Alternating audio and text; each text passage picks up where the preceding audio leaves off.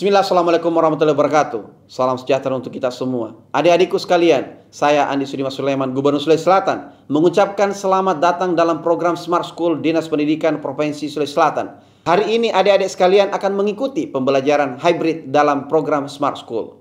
Aplikasi Smart School adalah sebuah pendekatan dengan tetap mengedepankan sebuah pendidikan dengan digital approaching, untuk kemudian mengedepankan kualitas dan mutu pendidikan yang diterima siswa secara seragam di seluruh wilayah Sulawesi Selatan, termasuk di pelosok-pelosok. Program ini bukan hanya memberikan kepada adik-adik sekalian pengalaman belajar yang baru, namun juga memberikan fasilitas kebutuhan dengan fitur bermanfaat seperti rekaman video pembelajaran yang dapat diulang, trik-trik penyelesaian soal, ujian-ujian, serta sarana konsultasi pembelajaran dari guru-guru terbaik di Sulawesi Selatan. Sering-sering mengakses aplikasi Smart School melalui gawai yang adik-adik sekalian miliki di setiap kesempatan yang dimiliki.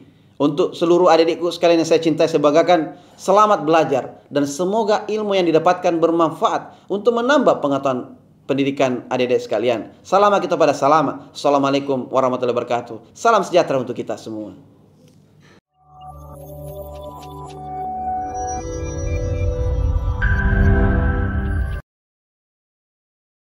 Hai, selamat pagi buat kita semua. Assalamualaikum warahmatullahi wabarakatuh. Bagaimana kabarnya semua? Ibu berharap semua dalam keadaan sehat ya.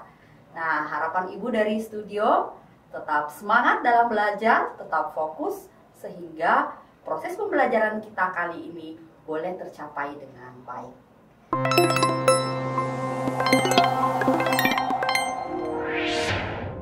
Ya. Nah, 45 menit ke depan Ibu akan menemani kalian di dalam membahas mengenai soal-soal sel elektrolisis. Pada video sebelumnya kita sudah membahas mengenai prinsip kerja dari sel elektrolisis, kemudian rangkaian pada sel elektrolisis dan reaksi-reaksi yang terjadi pada sel elektrolisis. Nah, kali ini kita akan membahas soal-soal mengenai sel elektrolisis. Tetapi sebelum kita membahas lebih dalam mengenai soal-soal sel elektrolisis ini, saya akan mereview kembali materi mengenai sel elektrolisis. Nah, di sini saya akan mereview kembali sedikit ya. Nah, sebelumnya di sini ada rangkaian dari sel elektrolisis. Bahwa dalam rangkaian sel elektrolisis itu di dalamnya ada elektrolit ya. Jadi di sini ada elektrolit, baik itu nanti berupa larutan maupun berupa lelehan. Kemudian ada sumber arus ya. Sumber arusnya itu adalah baterai, di mana muatan positifnya itu akan dihubungkan dengan anoda. Sementara muatan negatifnya akan dihubungkan dengan katoda. Ya, diketahui bahwa pada katoda itu terjadi reaksi reduksi. Reaksi reduksi di mana terjadi penerimaan elektron. Sementara pada anoda itu terjadi reaksi oksidasi.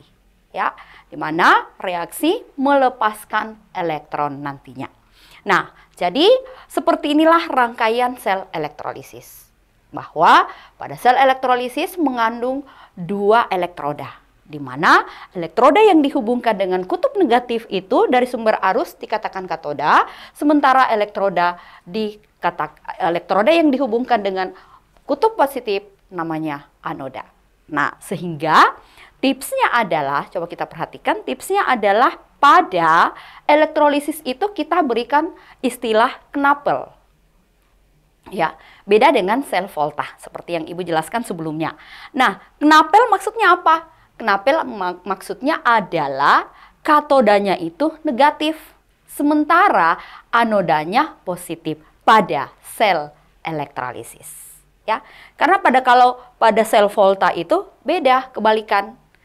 Pada sel volta itu katodanya positif, sementara anodanya negatif. Jadi biasa kita istilahkan kapan. Ya, oke. Nah, seperti inilah rangkaian sel elektrolisis. Gimana prinsip kerja dari sel elektrolisis? Mari kita menyimak. Coba kita simak ya video ini, bagaimana prinsip kerja dari sel elektrolisis.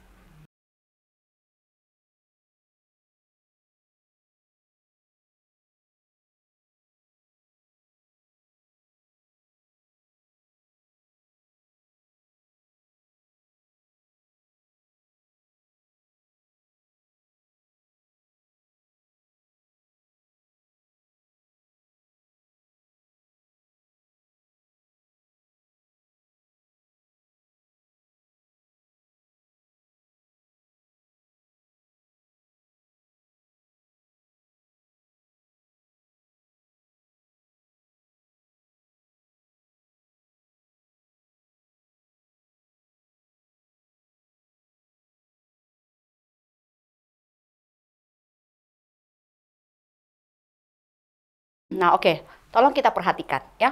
Tolong kita perhatikan. Jadi tadi kita lihat ya bahwa Na ini yang akan terurai menjadi Na plus dan Cl minus pada saat adanya aliran listrik dari sumber arus. Nah, sehingga tadi kita lihat bahwa Na ini yang mengalami reaksi reduksi pada katoda. Jadi, muatan-muatan positif pada Na ini akan ke katoda mengalami reaksi reduksi. Ya, pada saat Cl ini mengalami reaksi oksidasi pada anoda.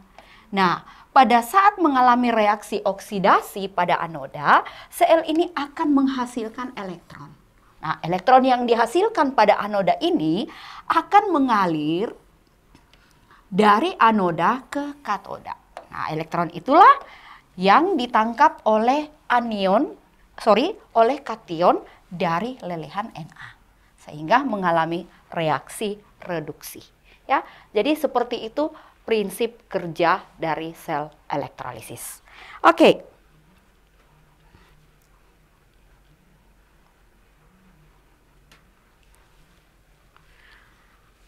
Nah, coba kita lihat ya. Jadi sekilas mengenai rangkaiannya dengan tadi prinsip kerja dari sel elektrolisis. Nah, sekarang kita perhatikan reaksi sel elektrolisis sebelum kita masuk ke pembahasan ya.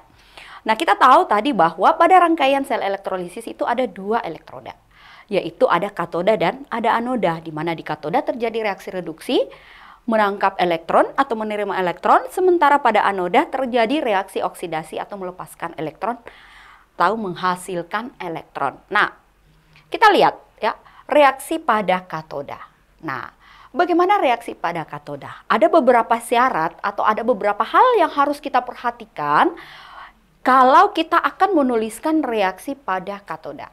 Nah, di sini ada beberapa yang Ibu sudah tayangkan ya. Ada bagaimana kalau elektrolitnya itu berasal dari larutan NaCl. Bagaimana kalau elektrolitnya itu berasal dari larutan HCl. Bagaimana kalau dari leburan NaCl? Atau bagaimana dengan larutan AgNO3? Mari kita simak untuk lebih jelasnya. Nah, kita perhatikan.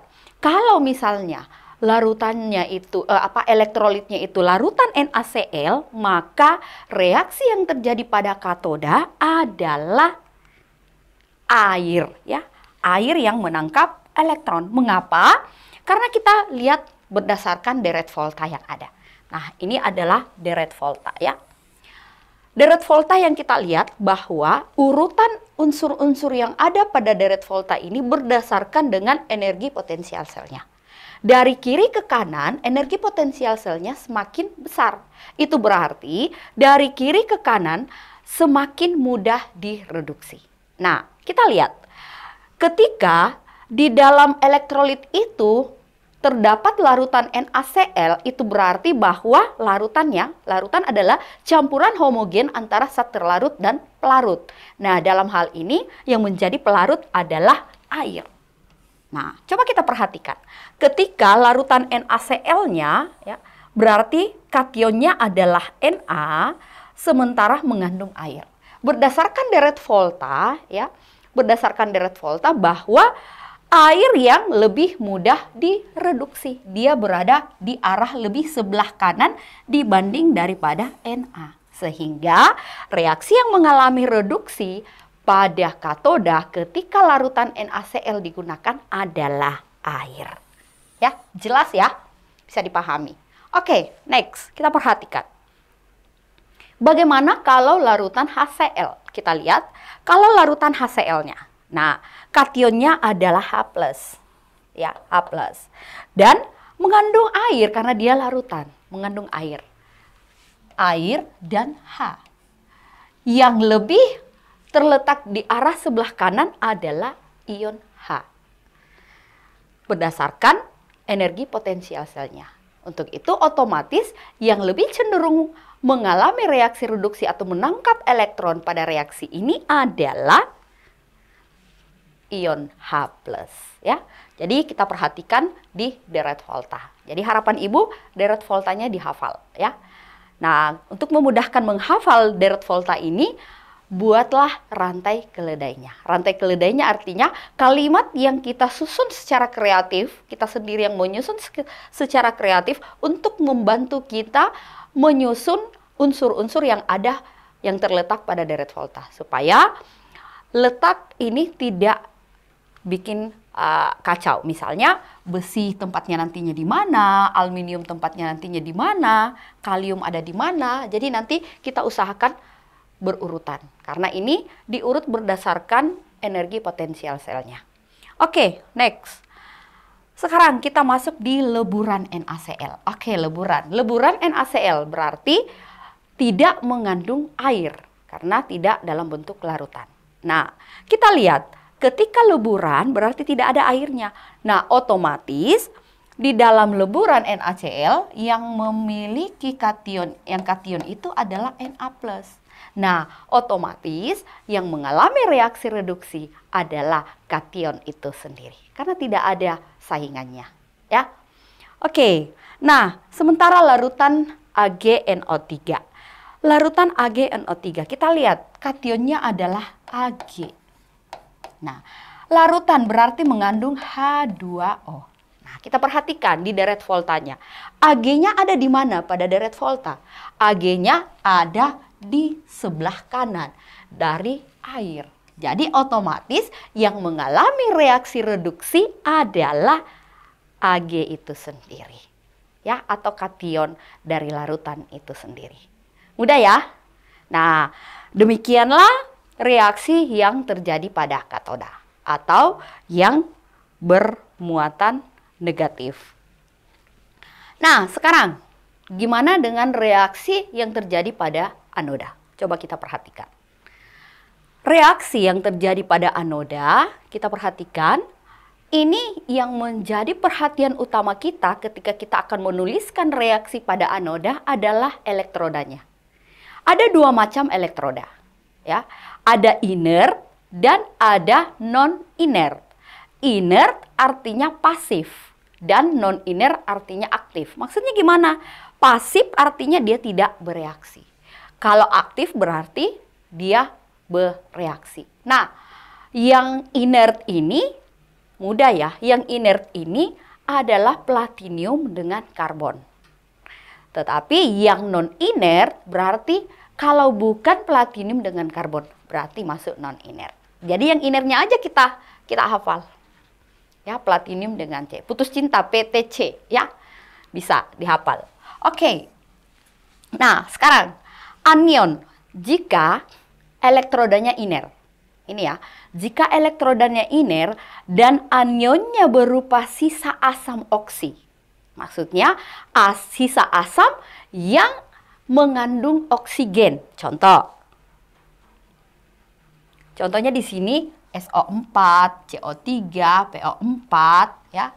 Misalnya asamnya berarti kalau misalnya sisa asamnya SO4 berarti H2 ya. Nah, misalnya H2 CO3 ya, H3 PO4, asam fosfat ya. Nah, kalau anionnya berupa sisa asam oksi, maka yang mengalami reaksi oksidasi, ingat ya pada anoda itu mengalami reaksi oksidasi atau menghasilkan elektron. Yang mengalami reaksi oksidasi adalah air. Jadi jangan dilupa ya. Sehingga menghasilkan H+ dengan gas oksigen dan menghasilkan 4 elektron. Nah, itu kalau anion yang berupa sisa asam oksi. Nah, kalau yang kedua, anion berupa basa. Artinya yang memiliki gugus OH-. Contoh, kalau elektrolitnya itu NaOH atau CaOH 2 kali atau KOH, berarti yang mengalami reaksi oksidasi adalah anion itu sendiri atau gugus OH atau basa itu sendiri yang mengalami reaksi oksidasi menghasilkan air dan gas oksigen. Oke, next kita lihat. Yang ketiga, kalau anionnya bukan 1 dan 2, maksudnya kalau anionnya bukan berupa sisa asam oksi atau bukan berupa OH-, kalau anionnya itu berupa ion halida atau ion-ion yang berasal dari golongan 7A, contohnya fluor, klor, brom, iot ya. Yang dioksidasi adalah anion itu sendiri. Anion itu sendiri berarti kalau ini F berarti yang dioksidasi adalah fluor. Kalau Cl yang dioksidasi adalah Cl dan selanjutnya. Nah, sehingga mohon perhatiannya. Nah, seperti ini. Ya. Nah, kita lihat. Nah, kalau misalnya Cl, jadi yang mengalami oksidasi adalah Cl menghasilkan gas Cl2. Seandainya yang elektrolitnya itu anionnya adalah F, berarti yang mengalami oksidasi adalah F. Berarti 2F dari larutan itu menghasilkan gas klorida dan 2 elektron. Seperti itu ya. Itu kalau elektrodanya iner atau pasif. Nah, gimana reaksi pada anoda jika elektrodanya non-iner atau bukan PT dan bukan C? Nah, gampang ya. Yang dioksidasi adalah elektrodanya itu sendiri. Contoh, kalau misalnya larutan ZN SO4, seng sulfat ya, dengan elektroda Ag. Elektroda Ag berarti bukan PT dan bukan C. Nah, gimana reaksi oksidasinya pada anoda? Nah, reaksi oksidasi adalah elektroda itu sendiri yang mengalami reaksi oksidasi. Nah, demikianlah sekilas Ibu mereview kembali reaksi-reaksi yang ada pada katoda maupun anoda. Nah, untuk itu kita masuk ke pembahasan soal-soalnya. Nah, soal yang pertama, agak panjang ya. Soal yang pertama, Somboopu terletak di daerah pantai Losari, Makassar. Andi bersama teman-temannya sedang jalan-jalan di sekitar jalan tersebut. Tiba-tiba, Andi dihentikan dengan suara yang memanggilnya. Begitu Andi menoleh, ternyata pelapak emas dan perak yang memanggilnya bernama Pak Ali. Dengan tidak sungkan, mengajak berhenti dan mampir sejenak sekedar ngobrol. Sepertinya Pak Ali tertarik dan berminat meminta Andi membantu melapisi emas dan perak ketika ada waktu luangnya. Tanpa berpikir panjang, Andi mengangguk tanda setuju. Pada saat Andi pertama kali, ya, jadi ceritanya dari atas ya. Pada saat Andi pertama kali membantu Pak Ali, Andi masih bingung bagaimana cara penyepuhan emas terhadap perak. Andi kemudian memperhatikan perlakuan Pak Ali. Manakah perlakuan yang benar yang dilakukan Pak Ali? Nah, di sini soal pilih 2 jawaban yang benar. Yang pertama, ion Au3+ dari larutan yang mengalami reaksi reduksi dan Au pada anoda yang mengalami oksidasi. Yang kedua, Au atau emas dihubungkan dengan muatan negatif, sementara perak dihubungkan dengan muatan positif. Yang C, Au sebagai katoda, sementara perak sebagai anoda dengan larutan elektrolit yang digunakan adalah AuCl3. Nah, bagian D, Au sebagai anoda, sementara Ag sebagai katoda dengan larutan elektrolit AuCl3. Bagian E, Ag mengalami reaksi reduksi dan ion Au3+ dari larutan yang mengalami reaksi oksidasi. Nah, coba kita perhatikan ya. Kira-kira manakah perlakuan yang benar yang dilakukan Pak Ali pada saat terjadi proses penyepuhan emas terhadap perak. Nah, coba kita perhatikan ya. Nah, masih ingat ya, pada sel elektrolisis itu kita pakai istilah knapel. Katoda negatif, anoda positif pada sel elektrolisis. Nah, coba kita perhatikan. Nah, yang dilapisi itu tadi ya, penyepuhan emas terhadap perak. Jadi yang dilapisi adalah perak. Nah, yang dilapisi itu dihubungkan dengan katode atau arus listrik yang bermuatan negatif. Nah, sementara yang melapisi ini adalah emas, itu dihubungkan dengan anode atau sumber arus yang bermuatan positif. Ya. Nah, selanjutnya, larutan elektrolit yang harus digunakan pada proses penyepuhan adalah larutan elektrolit dari logam penyepuh. Yang sebagai logam penyepuh atau yang melapisi adalah emas. Berarti larutan elektrolitnya adalah yang nantinya mengandung emas. Nah, berarti yang harus digunakan adalah AuCl3. Nah, oke. Selanjutnya, sehingga reaksi yang terjadi pada katoda adalah, nah kita lihat pada katoda AuCl3 ya. Reaksi yang terjadi pada katoda adalah Au3+ dari larutan ya. Dari larutan yang akan menangkap elektron menghasilkan emas dalam bentuk padat. Sementara anoda ini yang akan mengalami, emas ini yang akan mengalami oksidasi. Sehingga emas dalam bentuk padat akan mengalami oksidasi menghasilkan Au3+ dalam bentuk larutan dan menghasilkan 3 elektron. Untuk lebih jelasnya coba kita lihat rangkaian seperti ini. Nah, kita lihat rangkaiannya ya, larutannya menggunakan AuCl3. Berarti kationnya itu adalah Au3+. Anionnya adalah Cl, 3Cl-. Ya. Nah, ketika reaksi yang terjadi pada katoda, kita fokus pada kation elektrolitnya. Nah, Au ini berdasarkan deret volta ya, karena dalam bentuk larutan berarti mengandung air ya, mengandung air. Tetapi berdasarkan deret volta ya, Au itu energi potensial selnya lebih besar, lebih mudah direduksi daripada air, sehingga Au dari kation larutan elektrolit yang mengalami reaksi reduksi. Ya. Nah, kemudian anion. Anionnya. Nah, anionnya ini adalah kita harus perhatikan seperti syaratnya tadi, iner, non-iner. Nah, coba perhatikan. Nah, di sini ya, ini kenyataan yang terjadi. Ada beberapa buku, kita harus perhatikan bahwa ada beberapa buku yang mengatakan bahwa salah satu logam yang iner atau pasif itu adalah emas.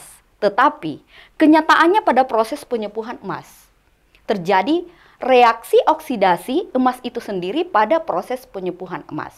Sehingga kenapa Ibu dari mereview materinya tadi, konsepnya tadi itu emas tidak dimasukkan ke dalam golongan elektroda yang iner ya. Karena kita lihat realita yang terjadi pada penyepuhan emas itu akan mengalami reaksi oksidasi ya.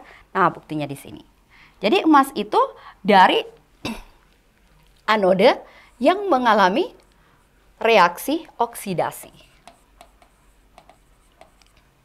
Sehingga nanti akan menghasilkan Au3+ dan 3 elektron ya.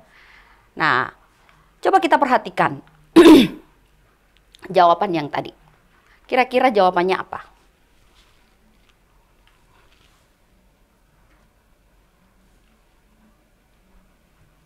Kira-kira jawabannya apa? Nah, ion Au3+ dari larutan yang mengalami reaksi reduksi. Au pada anoda mengalami oksidasi. Benar atau salah? Kita perhatikan.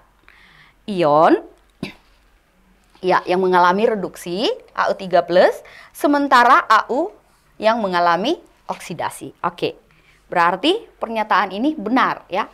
Selanjutnya, AU dihubungkan dengan muatan negatif sedangkan Ag dihubungkan dengan muatan positif. Coba kita perhatikan.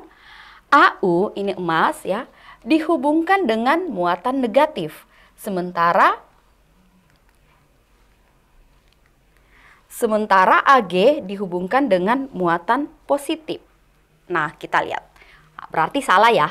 Atau Ag-nya ini dihubungkan dengan muatan negatif. Salah ya. Oke. Kita lihat lagi. AU sebagai katoda, Ag sebagai anoda dengan larutan elektrolitnya AuCl3. Nah, larutannya AuCl3 ya. Kemudian AU-nya sebagai katoda. AU-nya sebagai katoda. Salah ya. Harusnya emasnya sebagai anoda. Oke, berarti salah.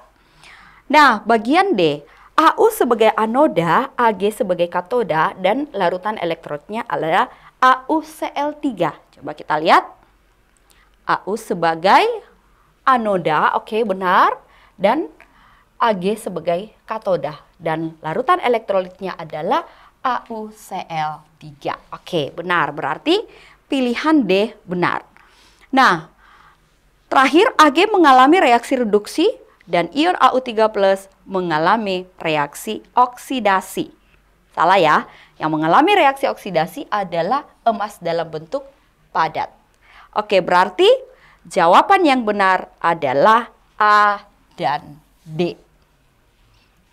Oke. Bisa ya? Nah, next. Pada sel elektrolisis dengan menggunakan elektroda inert dan anion pada elektrolitnya adalah sisa asam oksi, maka yang mengalami reaksi oksidasi adalah anion itu sendiri. Benar atau salah? Ya, nah coba kita perhatikan. Nah, rangkaian elektrolisisnya seperti ini. Kemudian katanya elektrolitnya adalah sisa asam oksi. Nah, sisa asam oksi diantaranya adalah SO4, NO3, PO4. Nah, sekarang adalah elektrolitnya kita ambil contoh misalnya H2SO4. Jadi, reaksi pada katoda dan anodanya adalah di sini. Kita lihat kation pada larutan elektrolitnya ini adalah 2H+. Nah, sehingga yang mengalami reaksi reduksi adalah kation itu sendiri. Oke, sementara yang mengalami reaksi oksidasi adalah air. Ya, karena mengapa? Karena yang menjadi sisa dari asam itu adalah poliatom yang mengandung oksigen. Jadi, yang mengalami reaksi oksidasi adalah air. Nah, berarti pernyataan ini adalah benar atau salah? Pernyataannya salah. Karena yang mengalami reaksi oksidasi rupanya air, bukan anion itu. Iya, oke. Next. Nah, ini lagi soalnya agak panjang. Ya, literasi lagi. Peralatan makan dan masak yang terbuat dari logam rawan ditumbuhi karat. Misalnya sendok, garpu, loyang, hingga wajan. Beberapa orang yang tidak tahu caranya membebaskan peralatan masak dari karat, akhirnya membuang peralatan masak tersebut demi alasan kesehatan. Ketakutan terbesar yang dipercaya banyak orang adalah karat bisa menyebabkan penyakit yang berbahaya, yaitu tetanus. James Wood dari University of Washington menyarankan agar tidak mengambil resiko dengan tetap menggunakan peralatan makan dan masak yang sudah berkarat. Mendengar pernyataan ini, seorang anak SMA yang telah mempelajari sel elektrolisis penasaran dan ingin membersihkan sendoknya dari karat. Menurut Anda, rancangan rangkaian sel elektrolisis yang tepat dilakukan siswa SMA tersebut adalah bagaimana? Apakah sendok berkarat itu dihubungkan sebagai anoda Apakah sendok berkarat itu dihubungkan sebagai katoda? Atau apakah sendok berkarat itu dihubungkan dengan kutub positif dari sumber arus? Ataukah sendok berkarat terjadi reaksi oksidasi? Atau apakah sendok berkarat menjadi lebih baru kembali? Nah, untuk mengetahui bagaimana rancangan rangkaian sel elektrolisis ini untuk membersihkan karat pada besi, kita perhatikan ya. Nah, di sini ada rangkaian sel elektrolisisnya ya, di mana ada sumber arus, di mana ada sumber arus yang positif ya dihubungkan ke anoda, yang negatif dihubungkan dengan katoda. Nah, sehingga kita lihat proses, kita tahu ya bahwa proses pelepasan karat itu termasuk reaksi reduksi. Kita tahu, kita belajar dari kelas 1, salah satu reaksi oksidasi adalah proses pengkaratan. Nah, kalau reaksi pelepasan karat adalah reaksi reduksi. Nah, kita lihat bahwa reaksi reduksi itu terjadi di mana? Reaksi reduksi terjadi di katoda. Nah, sehingga sel elektrolisis, ingat sel elektrolisis itu knapel. Katoda negatif dan anoda dihubungkan dengan positif. Sehingga di sini katodanya dihubungkan dengan negatif. Nah, coba kita perhatikan kembali pernyataan-pernyataan yang ada tadi di soal.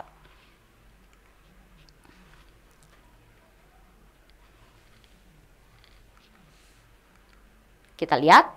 Nah, sendok berkaratnya sebagai anoda. Sendok berkarat tadi berarti salah ya, pernyataannya salah ya. Sendok berkaratnya sebagai katoda, terjadi reaksi reduksi. Nah, kemungkinan benar. Tapi jangan sampai masih ada yang pernyataan yang lebih benar lagi. Kita lihat lagi. C. Sendok berkarat dihubungkan dengan kutub positif dari sumber arus. Ya. Sendok berkarat dihubungkan dengan kutub positif. Ketika kita hubungkan dengan kutub positif berarti dia sebagai anoda. Berarti salah. Sendok berkarat terjadi reaksi oksidasi. Nah, tadi bahwa proses pelepasan karat itu terjadi reaksi reduksi. Berarti salah. Sendok berkarat menjadi lebih baru kembali. Nah, berarti jawaban yang paling tepat adalah B. Sendok berkarat sebagai katoda. Ya. Oke. Nah, mudah ya. Next. Reaksi yang terjadi pada anoda jika menggunakan larutan AgNO3 dengan elektrodanya yang inert. Berarti elektrodanya yang pasif. Nah, bagaimana reaksi yang terjadi pada anoda? Coba kita perhatikan. Nah, rangkaiannya ya. Larutan elektrolitnya adalah AgNO3. Sementara kita perhatikan ya, elektrolit atau sisa asamnya nanti, sisanya ini adalah NO3 ya. Elektrolitnya AgNO3. Nah, kita perhatikan. Nah, berdasarkan deret volta ya, pada katoda ini ya, kita lihat pada katoda ini Ag ya, anion kationnya ini, kation dari AgNO3 adalah Ag. Berarti yang mengalami reaksi reduksi atau menangkap elektron adalah Ag, menghasilkan perak dalam bentuk padat. Nah, sementara ini adalah oksidasinya. Oksidasinya kita lihat, oksidasinya dia inert. Berarti elektrodanya pasif. Nah, untuk itu yang mengalami reaksi oksidasi adalah air itu sendiri. Ya. Nah, kita lihat, perhatikan. Nah, jadi jawaban yang benar adalah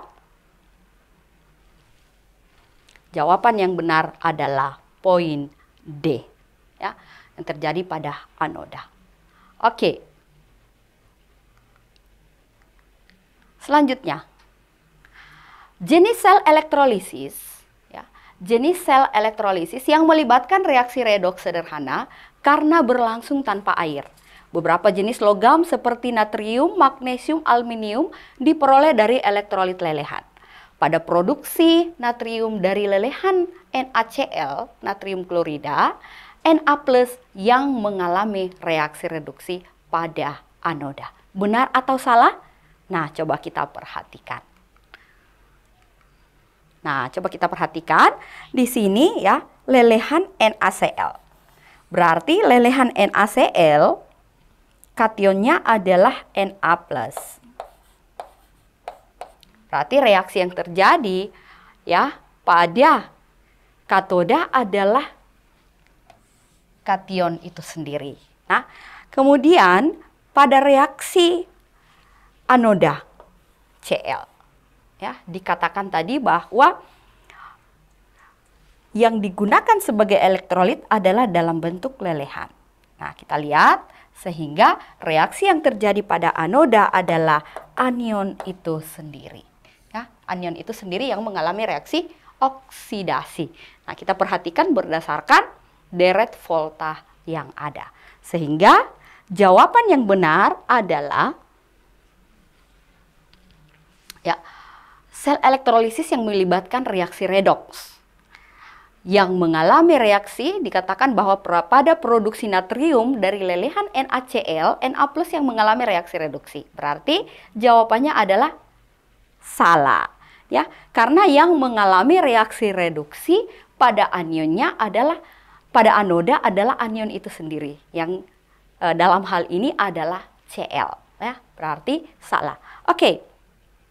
Nah, sudah ada beberapa soal ya. Sudah ada beberapa soal yang Ibu munculkan, yang Ibu bahas dari sini. Dan di sini saatnya Ibu akan menguji pemahaman kalian dari beberapa soal yang Ibu jelaskan dari studio. Sekarang waktunya kepada anak-anakku yang sementara live, disilahkan untuk di sini ya, barcode-nya silahkan difoto dan dikerjakan soal-soal yang ada di dalamnya. Ibu tunggu sampai 5 menit ya.